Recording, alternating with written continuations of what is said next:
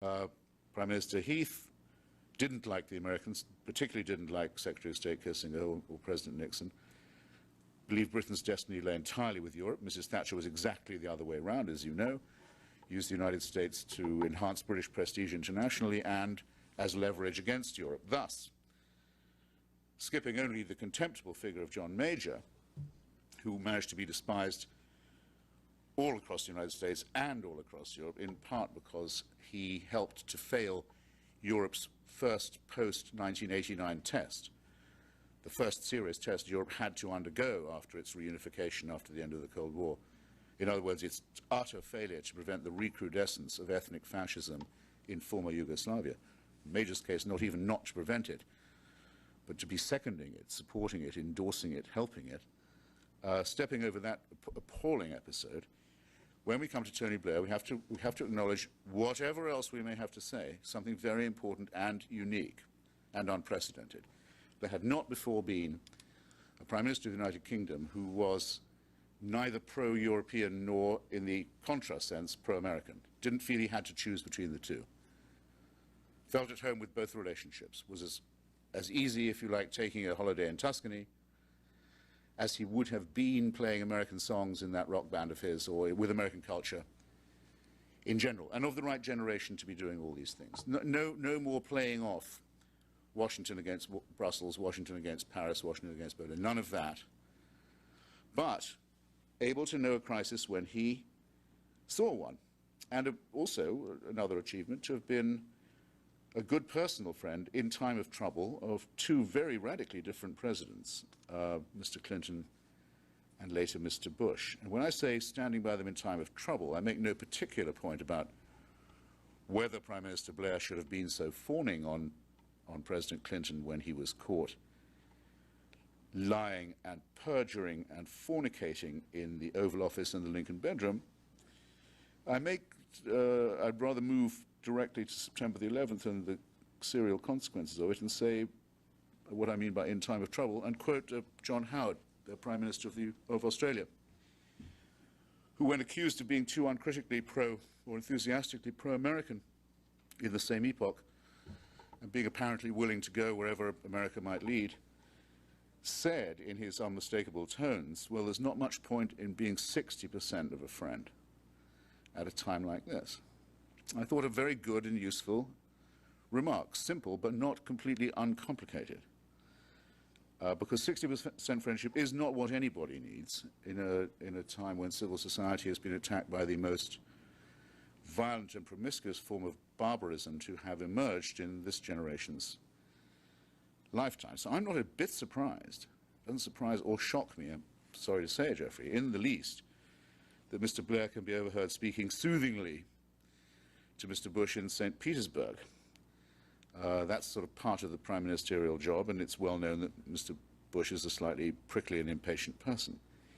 It's much more interesting what Mr.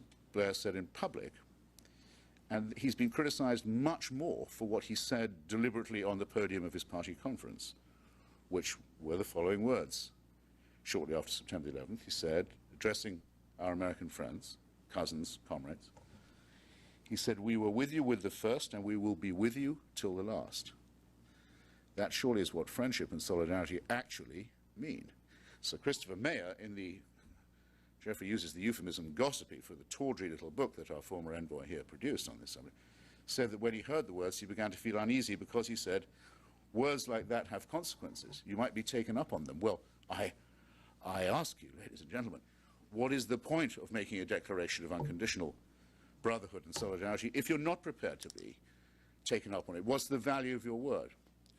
What, in fact, are your values, if such is not the case? The main sobriquet or epithet that Mr. Blair has reaped for this unequivocal position of friendship is the word poodle.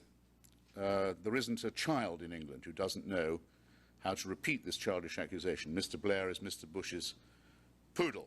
They hear it from childish adults, they pick it up and they giggle over it themselves. Well, let me just remind you of something.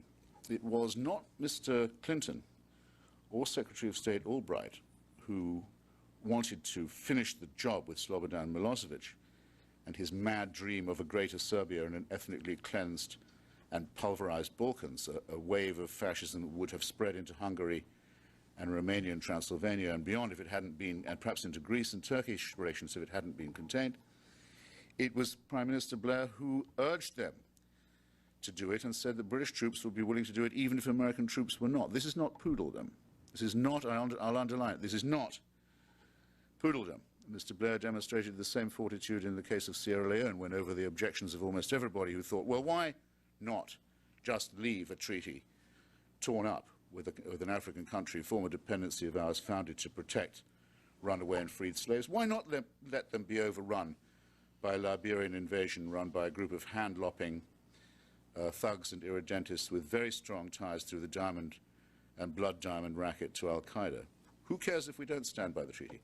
Anyway, it's not worth the life of a British grenadier. Mr. Blair took the view that was not the case, and at the cost of no casualties at all turned the invasion back, greatly, I think, to his credit. In the case of Afghanistan, as we know, he also said to President Bush that British troops were ready to intervene directly, not just by proxy through the Northern Alliance, whether American forces were available or not. But more important still, I think, in showing the puerility of this poodle charge, is the speech he gave in 1999 in Chicago. Actually, it was part of a series of speeches after the removal of Slobodan Milošević from power. Mr. Blair repeatedly said, at a time when George Bush was the governor of Texas, preparing to run as an isolationist against the interventionism of Albert Gore and Bill Clinton, against the interventionism that Bush denounced and Cheney denounced in the debate, said, you're using American troops for nation building, you can't do that. You're using them for humanitarian purposes around the world. That's not what our 82nd Airborne is for. You're quite wrong. President Clinton and Vice President Gore had repeatedly sworn that there would be another appointment with Saddam Hussein that would have to be kept one time or another. But before that, Mr. Blair had said, we have one dictator down, we have another to go. There's an unpostponable confrontation with Saddam Hussein, and the only question is going to be, does he pick the timing of it, or do we? And just for once, we pick the timing. Up until then, Saddam chose. I know when I'll invade Iran.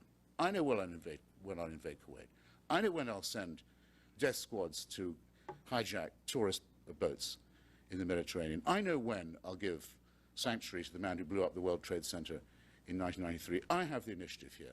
I can switch allegiance from the PLO to Islamic Jihad and Hamas and pay for the suicide bombings in Palestine to keep the West off balance. I call the shots here. He decided when there'd be a crisis. Now, for deciding that for once we would pick the moment, we have never heard the end, and we never will hear the end from our favorite journalists and clever clogs types. Never hear the end of a campaign of slander and cynicism and defamation, because we produced the necessary evidence, because we said this man is a permanent menace with his genocidal politics, his weapons of mass destruction, his unending support for nihilism and terrorism. It's not just we've waited, we're doing this too quickly, it's that we've waited far too long. And for this, as I say, the campaign of hateful misrepresentation has never, and I think never will, stop. Proof positive, by the way, that history is not always written by the winners. The losers have written this, and I expect they will carry the day in the history books. Thus, I'll end with two ironies. Actually, Mr. Blair probably spoiled everything for the relationship and for himself by being untrue to the principles I've just described. He asked for, after the United Nations Security Council had voted unanimously, including the vote of Syria, to require, on pain of serious consequences, that Iraq, after decades of defiance, come into compliance with the relevant resolutions, not just on weaponry, but on many other things too.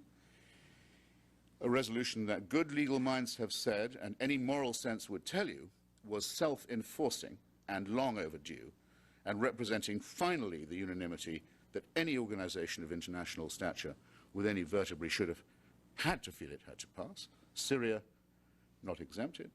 Mr. Blair said, let's just try this again. Let's have another resolution because I need it for my parliamentary Labour Party. A rather parochial demand, amounting, if you like, to something of a quid pro quo, a political favour of a paltry kind. And because he's not a poodle and isn't regarded as such by the administration. That's another misrepresentation and libel, because they take him so seriously, because British advice is heeded, because British prestige does amount to something, because the Prime Minister is understood as a serious person. He was given what he asked.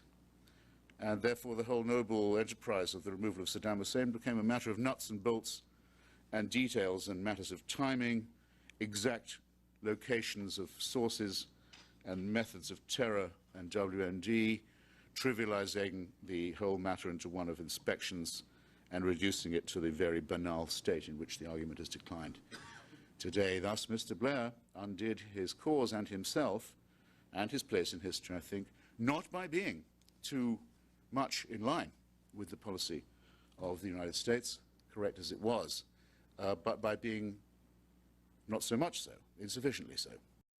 You fell out with a lot of people over your support for the decision to go to war against Saddam Hussein. Yes.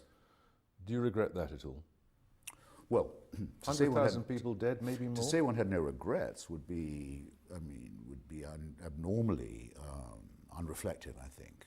I mean, no one can be other than horrified at the current state of Iraq. But I don't take the view, the glib view that's taken by so many people, that the casualties are all the result of the intervention. I mean, for one thing, it's an outrage to the idea of moral responsibility. Last month in Iraq, the al-Qaeda forces broke into a Catholic church, as it happens in Baghdad, and massacred about 50 people. People say that's Tony Blair's fault or George Bush's fault. Don't be silly. How dare you absolve the actual murderers of what they've done? Say, well, they wouldn't be there if we weren't there. Are you so sure? Al-Qaeda is operating in innumerable countries and was certainly present in the form of Mr. Sarkawi in Iraq before we got there. I'm not going to have it put like that, no.